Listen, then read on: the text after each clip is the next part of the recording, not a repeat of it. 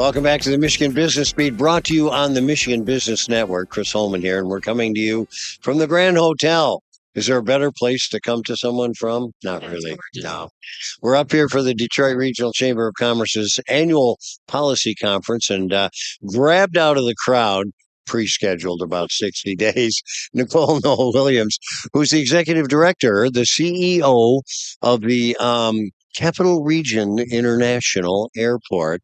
And I emphasize international because a lot of people put that in their names, but it's not really accurate. Right. It was years ago, there was some airports throughout the state of Michigan that received international service to Canada, and they became international airports tied into that service. And it was back in 2009 that Lansing became a port of entry status at the airport. So we truly became an international airport with services to be able to clear international passenger flights of over 19 people on an aircraft. We have the ability to clear international products with a foreign trade zone, bonded warehouse facilities, container freight stations. So we're really prepared in the center of the state to help support future growth for existing corporations or future companies that may have some interest coming into Michigan. Well, and this is not just about Canada either. That's right. And that's the thing. We're working with MEDC, we're working with the governor's office, we're working with our local economic partners with LEAP, and really looking at those opportunities that we can help support the services that maybe some future businesses might have some interest, not just even pulling people in from other states, potentially. It could be brand new businesses, or even the potential of relocating maybe some businesses from overseas. Yeah. Well, and let's talk a little bit about cargo, because people don't realize what a business cargo is. Yeah, UPS has been a partner with the Lansing Airport. They've been flying in and out of Lansing for a long, long time. And again, that central location in the state has really been the big supporter for them. So we're a Midwest hub for them. So they've got every product in the state of Michigan that's next day outside of Metro Detroit goes in and out of the Lansing Airport. So, but they also have feeder carriers that go out throughout the entire state, including the UP and neighboring states, and bringing those products in. And they also have some leased space available for Amazon. So there's other shipments and products, and then a brand new partnership with the post office. So because of some increase in the post office activity, they're actually going to be increasing activity at the Lansing Airport later this summer.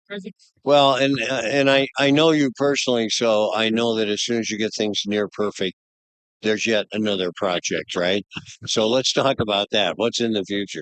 Yeah, we've had that opportunity since I've been back as the CEO for 3 years. We've had a lot of key projects, a lot of focused infrastructure projects that we've been able to move forward with. But the thing is, we wouldn't be able to do this if it wasn't for our great partners. On the federal side, from Senator Stabenow, Senator Peters, Representative Slotkins, as well as our local partners with Senator Anthony and Rep. Whitwer. Both of them have been really key, as well as the support from the governor and economic development opportunities that we've been able to tap into with grants and funding. But we've expanded our cargo ramp. We've been able to add another container pond for fluids that drain off from the ramp space.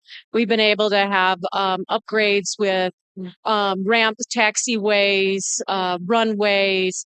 We're looking at a lot of key projects in the future. One of those is looking at a design right now that we're working on for the main boulevard and Port Lansing Road, to upgrade those to a Class A road system to support the increase of potential activity, whether it be with UPS or any other carriers that may have some interest on the cargo side, but also some land development and making sure that we're prepared to support an increase in traffic. But then we're also working on a design for our terminal. We've got one of the oldest passenger terminals in the state of Michigan, and we need to take steps to make sure that we're planning for the future and putting those pieces that are necessary to support the infrastructure along the way. So we'll be working on some of that design as we get kicked off third quarter this year. Well, and not only the physical facility, but also the design of who's coming in next.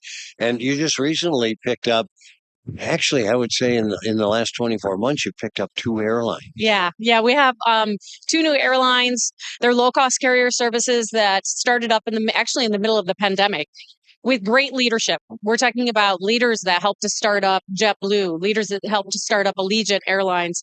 So, some great names that are there supporting both Avello as well as Breeze Airways. So, the most recent one is the Breeze announcement. They have cabin service in their aircraft. It's almost broken up into like three services. So, like a first, a business, a coach type services. So, and it's low cost and it's going nonstop from Lansing to Orlando and into Fort Myers. So, we're really excited about that new partnership. It starts October 2nd. And then we'll have more details with Avello and what their next destination is going to be for the Lansing market, which will probably start fourth quarter of this next year.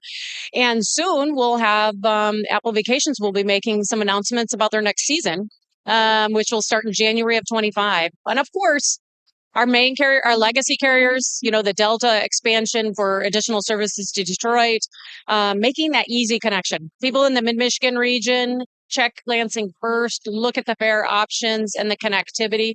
And then, of course, the American Airlines service with nonstops to Washington, D.C., such a key piece for the state capital, but also our Chicago O'Hare service. So we've got some great things going. You have had some great things going, and now you've got more great. Well, we've got such a great team and a great community support like yourself, and it's been pretty exciting that we're able to all kind of work together and focus on how do we move forward with the next step. Well, you've made the airport an economic driver again, and we appreciate that. Nicole Noll-Williams, who is the CEO of the Capital Region International Airport, and we're coming to you from the big house, actually, isn't it? But the Grand Hotel on Mackinac Island.